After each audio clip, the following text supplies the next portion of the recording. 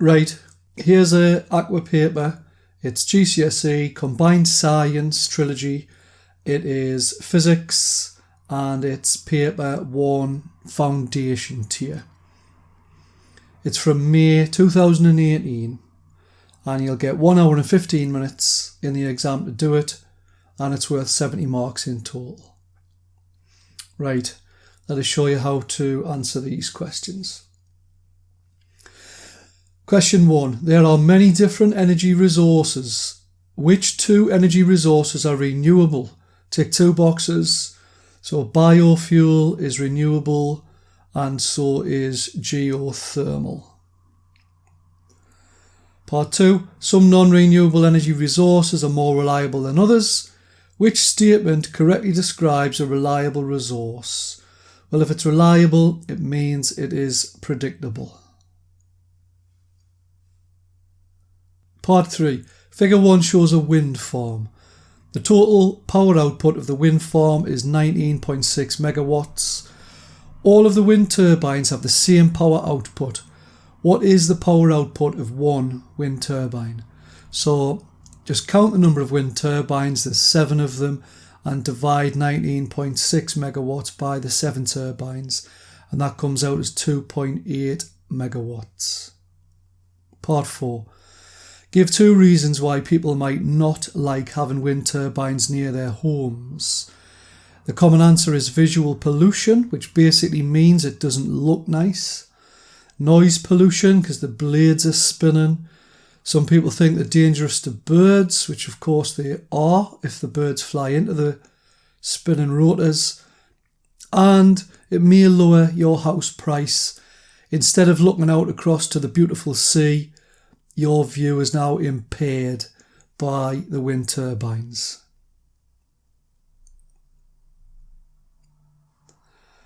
Part 5. Figure 2 shows the electricity generated by different energy resources in the UK. The total amount of electricity generated was the same in 2014 and 2015. There are changes in the amount of different energy resources used between 2014 and 15 though to create that same amount of energy. Explain the environmental impacts of the changes. So when you compare this pie chart to this pie chart, there's a few important changes. You'll notice that there's less coal being used. There's only 22% coal being used now in 2015, whereas in 2014 there was 30%. So that represents an 8% decrease. If you're burning less coal, then less greenhouse gases will be released. Don't just say less pollution. Be specific and name the type of gas, or CO2. And what's the problem with that? Well, CO2 causes global warming. But at least now there'll be less global warming, and also there'll be less acid rain. When you burn coal, it gives off NO2 and that causes acid rain. More nuclear fuel is being used, so it's gone from 19% to 21%, so that is a 2% increase. So unfortunately there's going to be more nuclear waste produced in 2015 compared to before. More renewables are being used, so it's gone from 19% to 25%, so that is a 6% increase. And the same amount of gas is being used, so there's a lot of observations. We'll easily get the 4 marks for that. Question 2. Figure 3 shows a mobile phone being recharged by a portable power source. Why does the battery in the phone need recharging? Well, the store of chemical energy in the battery has been reduced. Part 2. The power source provides a current of 1.86 amps at a potential difference of 3.9 volts. Calculate the power of the power source. Use the equation. Power equals potential difference times by current.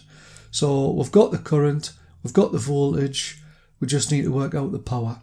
So P equals I times by V. So that is current times by voltage. Put the current in, put the voltage in, out pops the power. And power is always measured in watts. Part 3. A student needs a new power source. Figure 4 shows 3 different sized power sources, so portable chargers. Table 1 gives data about the different power sources. The student chose the large power source. Suggest why the student chose the large power source. So you can see in the table the number of charges that the portable charger is capable of providing and the mass in grams. Remember, you've got to carry it about.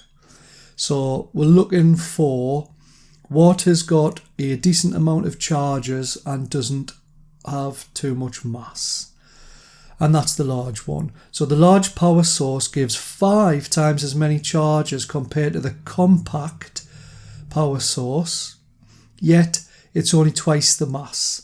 So you can see here 5 times as many charges but only twice the mass when you compare the large to the compact. Let's compare the large to the high capacity. So the large power source gives half as many charges as the high capacity power source, yet it is a third of its mass. So you get half as many charges, but it actually has got only 1/3 of the mass. So we could also look at it. I mean, that's enough to get 4 marks. But if we did a mass to charge ratio, so the compact, you're getting 100 grams and you get 1 charge. So that's 100 grams per charge. The large, it's a 200 gram mass and you get 5 charges. So it's 40 grams per charge when you're carrying it around in your pocket. So that's pretty worthwhile. And the high capacity, it's 600 grams and you get 10 charges. So that's not bad, but that's still 60 grams that you need to carry around per charge. Question 3. Figure 5 shows a girl skateboarding on a semicircular ramp. The girl has a mass of 50 kilograms. Calculate the gravitational potential energy of the girl at the top of the ramp. Use the equation gravitational potential energy equals mass times by gravitational field strength times by height. So we know the mass, we know the height, and it tells us that the gravitational field strength on Earth is 9.8 newtons per kilogram. So gravitational potential energy equals mgh, so that's the mass times by the gravity times by the height, comes out as 1960. So 1960 joules. Part 2. The girl has a speed of 7 meters per second at the bottom of the ramp. Calculate the kinetic energy of the girl at the bottom of the ramp. So the equation for kinetic energy is a half mv squared. So we've got the velocity, we need to work out the kinetic energy, and the mass, if it's the same girl, well, that's 50 kilograms. So it's a half times by the mass times by the velocity squared. Remember to square the velocity first and then multiply it by that and that. And it comes out as 1225 joules. Part 3. Not all of the gravitational potential energy has been transferred to kinetic energy. Which 2 statements explain why? Tick 2 boxes. Well, some energy is always wasted, so we can tick that box straight away. So no matter what energy transfers we're talking about. And as we can see from the picture here, when she's at the bottom of the ramp there, she's not actually the full 4 meters. So the skater is not quite at a height of 0 meters. So therefore, the gravitational potential energy of the girl is not quite 0.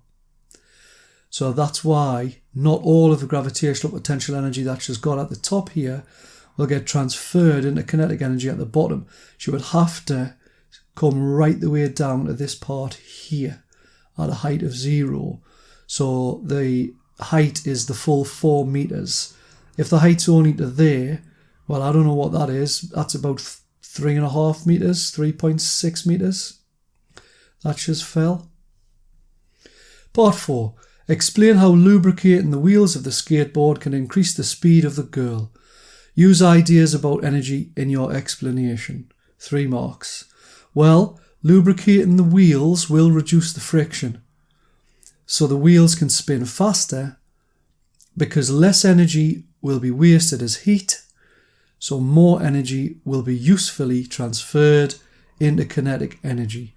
So you can see I'm anticipating 4 marks for that statement, for that answer. Question 4. Some ceiling lights in the home are connected to the mains by a 2-core cable. Figure 6 shows a ceiling light. Suggest why some ceiling lights do not have an earth wire. So instead of 3 wires, this has only got 2. The answer is always the same.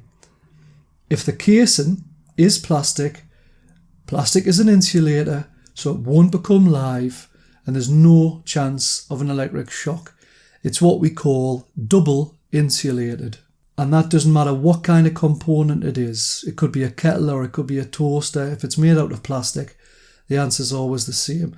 And obviously, if they say it's made out of metal, why does it need an earth? Well, it's because metal is a conductor, so it could become live and could give you an electric shock. Part 2. Write down the equation that links charge flow, current and time. So charge flow equals current times by time. Just think, to charge your mobile phone, you need to let a certain current flow for a certain amount of time. Part 3. There is a current of 2.95 amps in one of the copper wires for 60 seconds. Calculate the charge flow through the wire. So Q equals I times by T. That's your current, that's your time. Comes out as 177 coulombs. Charge is always measured in coulombs. Part 4. Figure 7 shows a current potential difference graph for a piece of wire. Draw another line on figure 7 for a wire with a different resistance.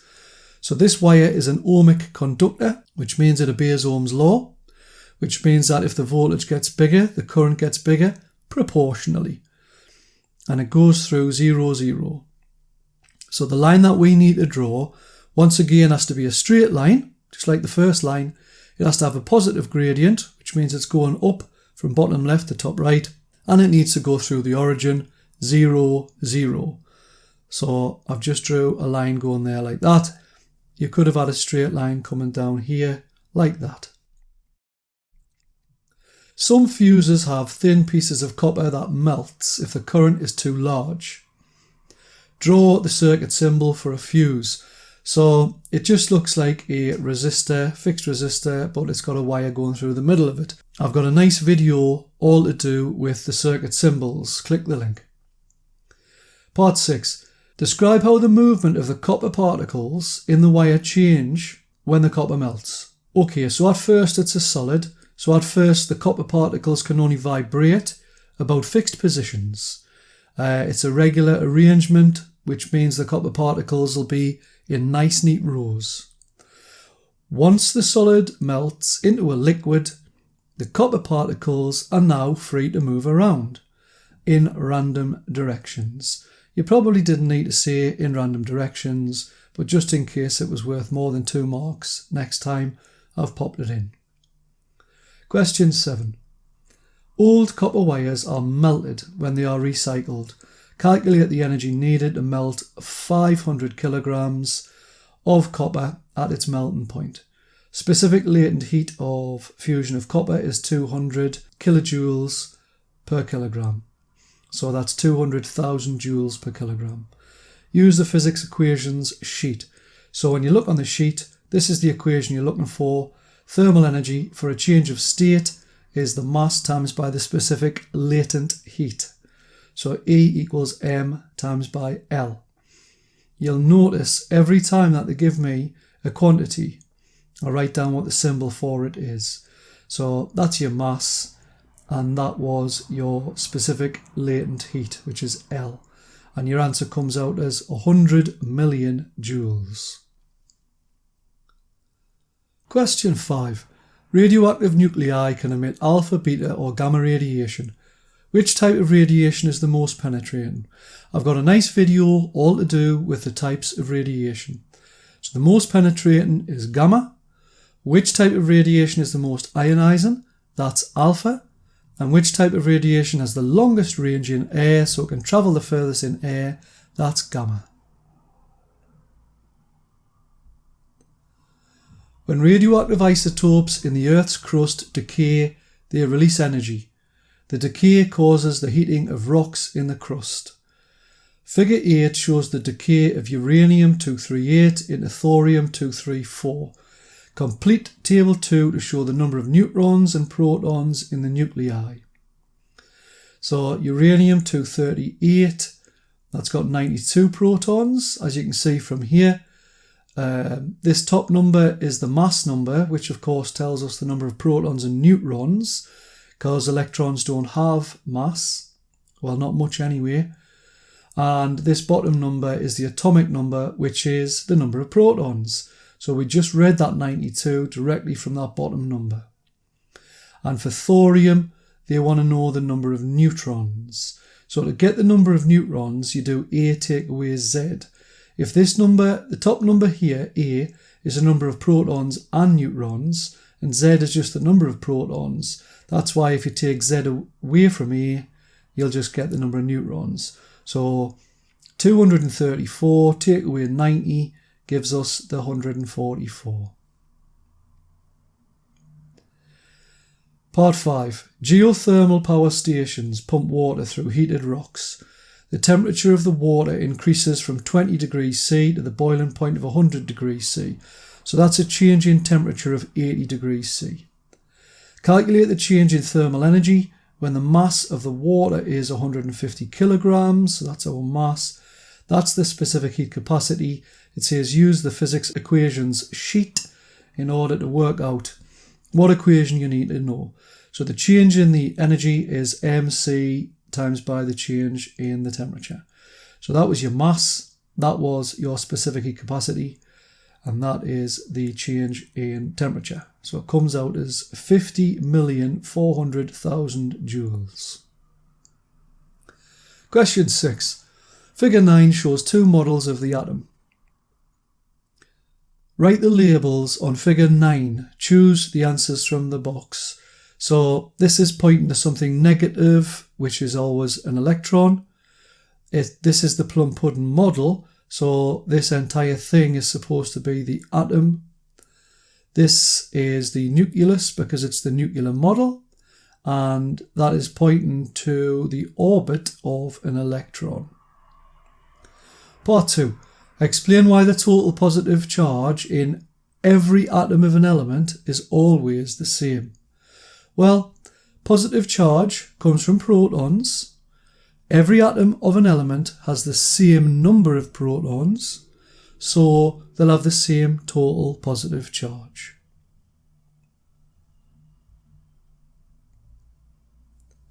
Part 3. The results from the alpha particle scattering experiment led to the nuclear model. Alpha particles were fired at a thin film of gold at a speed of 7% of the speed of light. Determine the speed of the alpha particles. So we need 7% of the speed of light. So if we take the speed of light and divide it by 100, that will give us 1%. Now we want 7%, so multiply it by 7, and that is 7% of the original speed of light. So it's 21 million meters per second. Part 4. Figure 10 shows two atoms represented as solid spheres. A hydrogen atom has a radius of 2.5 times 10 to the minus 11 meters. Determine the radius of a magnesium atom. Use measurements from figure 2. So you just literally measure, so make sure you've got a ruler. Measure the radius of the hydrogen, which obviously goes from the centre to the edge. And you can also measure the radius of the magnesium atom. Now, if we call that x and we call that y, then just say x was half a centimetre and y is 3 centimetres. That is a ratio of 1 to 6. So in other words, the radius of the magnesium is 6 times bigger than the radius of the hydrogen, which is what I've wrote there. So you just take the radius of the hydrogen and multiply it by 6, and that will tell you the radius of the magnesium. If you forget your ruler, you could roughly see how many times that little bit fits into this. So it did actually come out as 6 times using that very crude method, but I would definitely recommend you take a ruler into the exam. Question 7. A student wanted to determine the density of the irregular shaped object shown in figure 11. So irregular shape just means it's an odd looking shape. Plan an experiment that would allow the student to determine the density of the object. I've got a nice little video all to do with this. It's one of the required practicals. 6 marks. So using the equation density equals mass over volume, we need to measure the mass of the object. We can use a mass top pan balance to do that. We need to measure the volume of the object. We can use a displacement canister and a measuring cylinder to do that.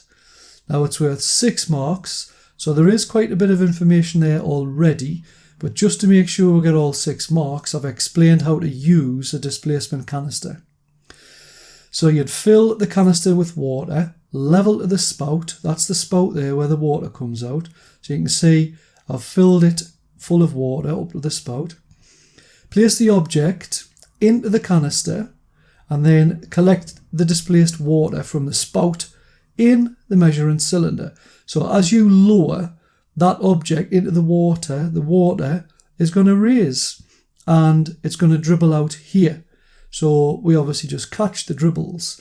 Now the volume of displaced water is going to equal the volume of your object. Clever stuff.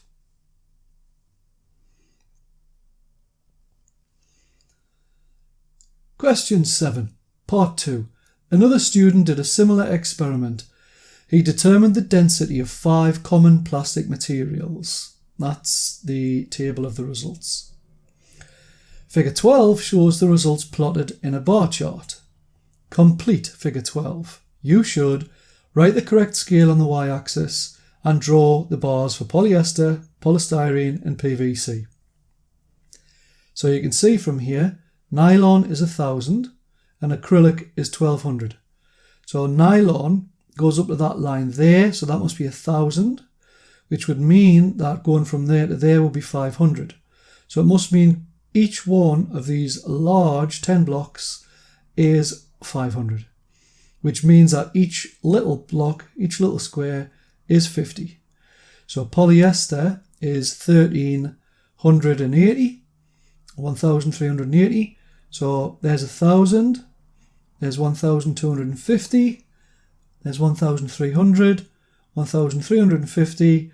We need to go up to 80, so just go up a little bit. And polystyrene is 1040, so there's 1000. That will be 1050, so we'll go just a little bit below, and that's 1040. And PVC is 1100, so just go up to 1000 and go up 2 extra squares, and that's your 1100. Part 3. The student is given a piece of a different plastic material. The student determined the density of the material 3 times. Determine the uncertainty in the student's results. So you can see that these have all got different values. The uncertainty is always half of the largest difference. You get the largest difference by taking the largest value and then subtracting the smallest value from it and then dividing it by 2. So the largest value was 1120, the smallest value was 960, divide that by 2, and then that comes out as 80 kilograms per metre cubed. And that's the end of the paper. So I hope I didn't go too fast there for you. I've tried to explain things that I thought needed explaining. There's lots of videos on my YouTube channel. If you need any extra help, it would be great if you could subscribe and check a few of my videos out. Good luck with your exams. Thanks very much and bye for now.